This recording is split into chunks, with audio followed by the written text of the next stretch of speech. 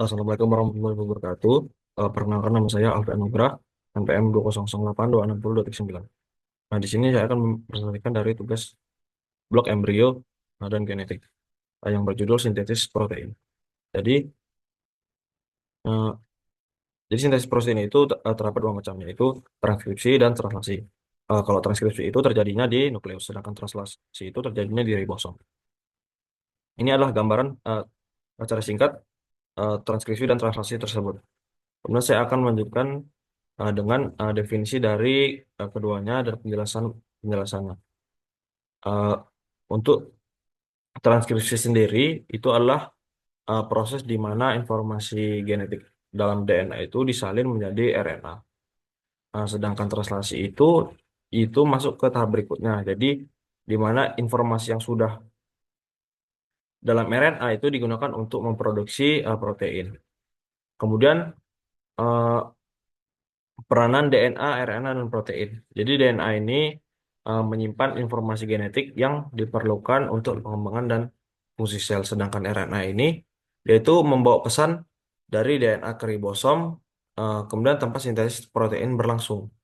Sedangkan protein itu sendiri berperan sebagai hampir masuk proses biologis dalam sel, termasuk pengaturan gen dan aktivitas enzim.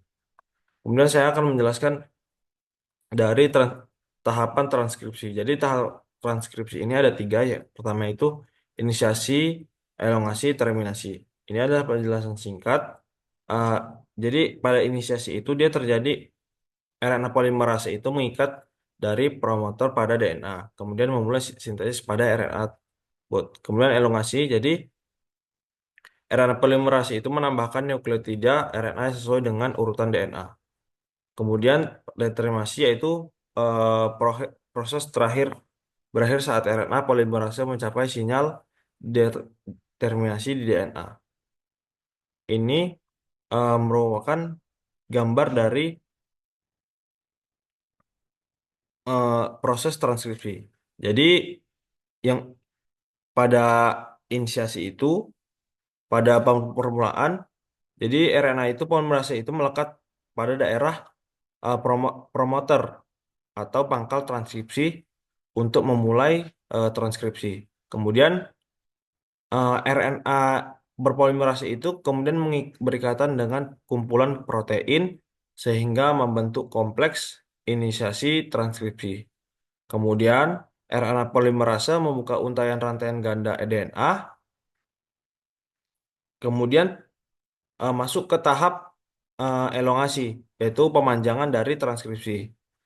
Eh, Pada tahap ini, awalnya itu setelah rantai DNA ganda itu dia terbuka, maka RNA polimerase itu kemudian menyusun dari rantaian nukleotid RNA dari arah 5 ke 3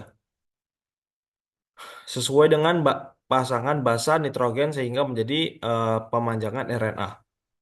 Kemudian dari RNA tersebut itu membentuk pasangan dari adenin atau A dan urasil atau U. Kemudian pada tahap terminasi itu yaitu tahap terakhir, yaitu terminasi itu dia terjadi daerah terminator. Daerah ini memiliki urutan DNA yang fungsinya untuk menghentikan proses dari transkripsi. Kemudian rantai DNA tersebut akan menyatu kembali, kemudian RNA polimerase dan mRNA yang terbantu akan terlepas dari DNA.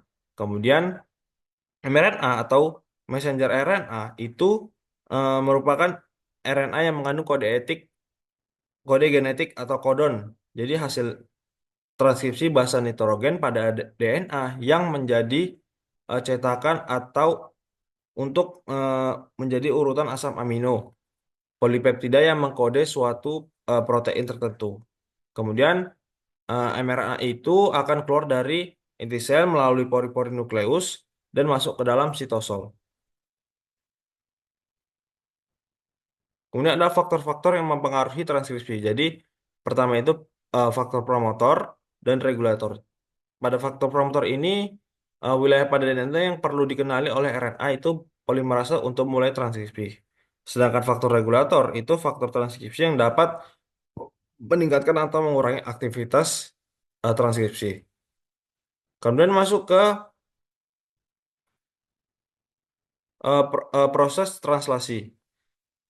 Jadi pada proses proses translasi ini terjadi di ribosom. Jadi pada tahap ini dia selnya itu harus menerjemahkan kode genetik genetik atau kodon. Jadi kodon ini dia terdapat tiga nukleotid pada urutan mRNA yang dapat diterjemahkan menjadi urutan asam amino.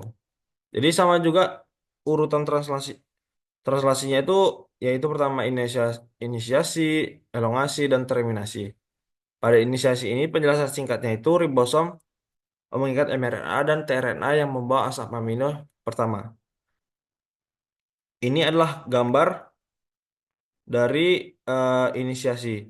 Jadi pada inisiasi ini permulaan, jadi pada ujung mRNA itu yang telah keluar dari nukleus akan berikatan dengan ribosom unit kecil melalui bantuan dan enzim.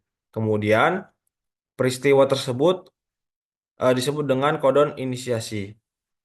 Kemudian kodon inisiasi tersebut adalah AUG.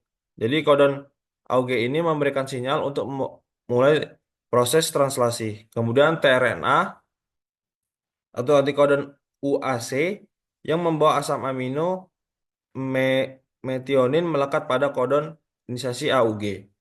tRNA antikodon AUC merupakan komplementer dari kodon AUG. Jadi tRNA itu sendiri berfungsi untuk mengantarkan informasi genetik mRNA dari sitoplasma menuju ribosom. Kemudian masuk tahap yang kedua yaitu elongasi. Jadi elongasi ini ribosom bergerak sepanjang mRNA menambahkan asam amino yang sesuai dalam ke rantai polipeptida. Ini adalah gambar dari proses elongasi tersebut. Jadi pada proses ini koden itu akan dibawa oleh mRNA akan yang akan diterjemahkan satu persatu menjadi asam amino. Kemudian asam amino itu ditambahkan satu persatu dari asam amino pertama yaitu metionin. Kemudian metionin itu segera lepas dari ribosom. Kemudian tRNA kembali ke sitoplasma untuk mengulangi fungsinya. Kemudian tRNA berikutnya datang untuk berpasangan dengan kodon mRNA berikutnya. Kemudian setelah masing-masing dari asam amino itu akan digabungkan oleh tRNA. Kemudian gabungan dari asam amino tersebut akan membentuk rantai polipeptida yang dikatalisasi oleh RNA.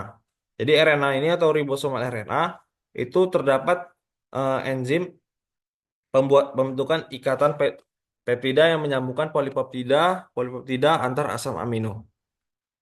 Kemudian masuk ke proses terminasi yaitu proses berakhirnya ribosom mencapai kodon berhenti pada mRNA.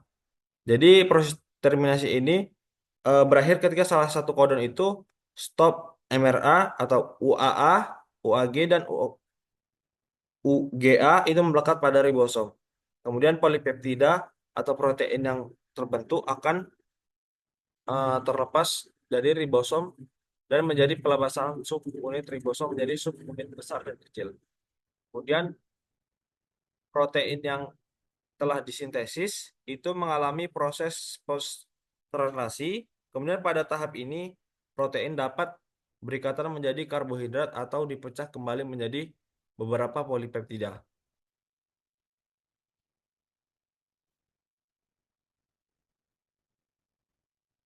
Kemudian ini adalah jadi peran pada tRNA dalam translasi itu. Jadi setiap tRNA itu memiliki antikodon yang sesuai dengan kodon di mRNA yang untuk memastikan spesifitas dalam sintesis protein. Kemudian eh, ini adalah referensi yang saya gunakan yaitu pertama dari Sampai Rosada, analisis mekanisme sintesis protein dari sequence DNA menggunakan prinsip graph dan combinatorial.